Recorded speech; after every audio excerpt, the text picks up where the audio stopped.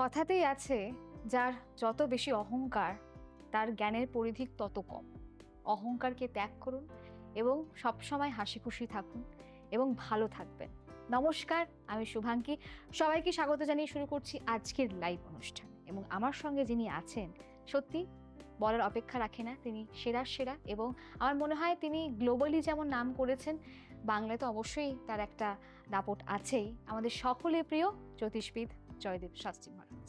অনেক অনেক স্বাগত জানিয়ে শুরু করছি। সমস্যার সমাধান অনুষ্ঠানে আপনাদের সবাইকে স্বাগত জানাই আমাদের এই অনুষ্ঠানে।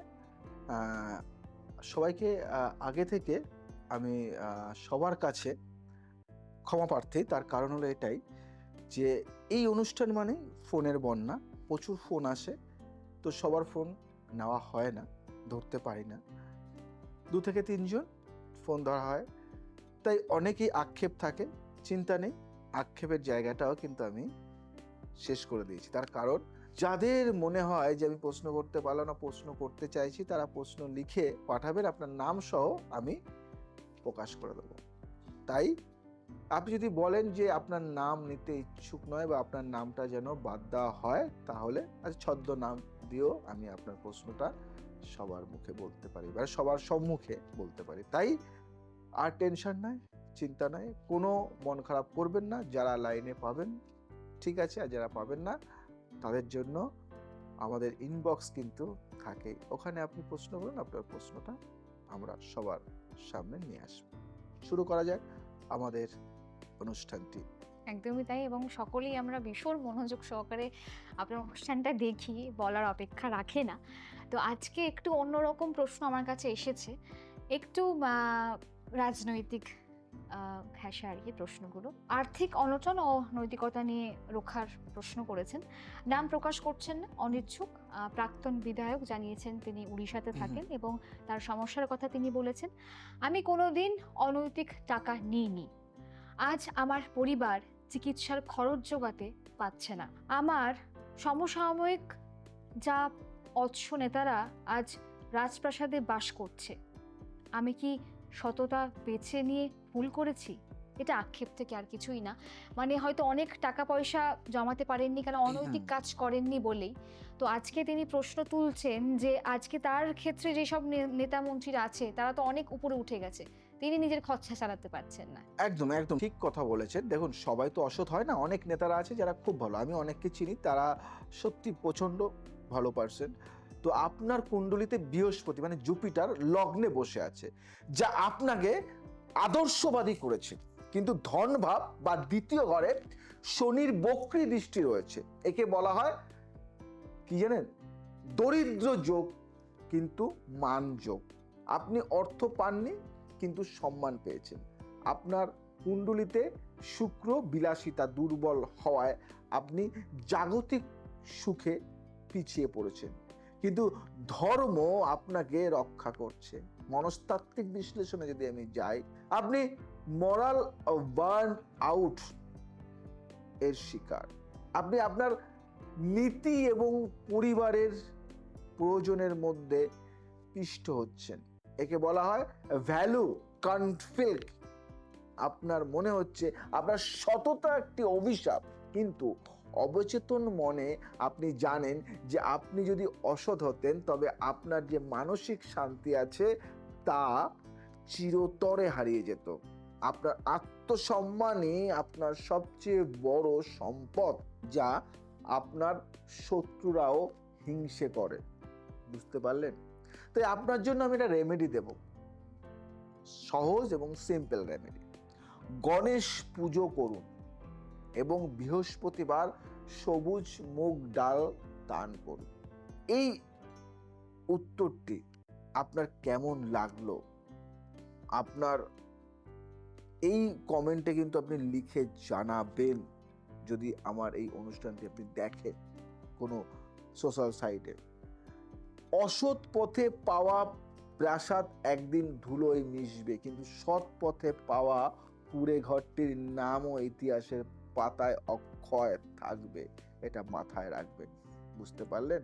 আর যদি বুঝতে পারেন তাহলে আমাকে কিন্তু অবশ্যই জানাবেন। একদমই তাই। এবং টাকা পয়সা ক্ষণস্থায়ী, সকলেই জানে। ওই গীতাতেই আছে, কি আমরা নিয়ে এসেছিলাম যে আমরা কি আর নিয়ে যাব, কিছুই তো নিয়ে আসেনি, একা এসেছি একাই যাব। একদম আর পরের প্রশ্নে যাচ্ছি, নেতার একাকিত্ব ও অবিশ্বাসের বলয়। খুব ভালো একটা প্রশ্ন করেছে এবং লিখেছে, আমার চারপাশটা সবসময় হাজারো মানুষে ভিড়ে ঠাসা, জয়ধ্বনি আর ফুলের মালায় আমি ডুবে থাকি, কিন্তু কেন দিন শেষে বাড়ি ফিরে যখন একা বসি তখন মনে হয় আমার বলতে কেউ নেই, কেন আমার নিজের ছায়াটাও আমি বিশ্বাস করতে পারি না।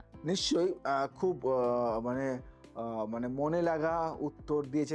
রাজনীতিতে যখন শনি মানে স্যাটার্নের প্রভাব প্রবল হয় তখন শনি আপনাকে পাহাড় সমান উচ্চতা দেয় ঠিকই, কিন্তু সে আপনাকে সবার থেকে আলাদা বা আইসোলেটেড, মাথায় রাখবে, আইসোলেটেড করে দেয়। মানে কি জানো, শনি হলো একাকিত্বের কারক। আপনার কুণ্ডলিতে শনি যখন দশম বা একাদশ ঘরে বসে রাজযোগ দেয় তখন সে চতুর্থ ঘরকে সুখ ও পরিবারের স্থান পূর্ণ দৃষ্টিতে দেখে, ফলে ক্ষমতা এলেও ঘরটা শূন্য হয়ে যায়। একে বলা হয় কি জানো, সিংহাসনের অভিশাপ। মানে শুনতে কেমন লাগে না? এছাড়াও মঙ্গল মানে মার্চ যদি রাহু দ্বারা আক্রান্ত হয় তবে মানুষের মনে এক ধরনের প্যারানয়া বা অমূলক সন্দেহ তৈরি হয়, যার ফলে সে কাউকে আপন করতে পারে না। আমি যদি মনস্তাত্ত্বিক বিশ্লেষণে যাই, ক্ষমতার শীর্ষে যারা থাকেন তারা সব সময় একটি কি জানেন সার্ভাইভাল মোডে থাকেন। আপনি জানেন যে আপনার এই পদ বা ক্ষমতার জন্য মানুষ আপনার চারপাশে আছে।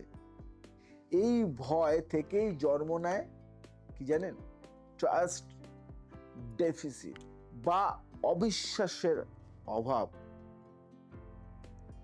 মনস্তত্ত্বের ভাষায় একে বলে লিডার্স বার্ডেন।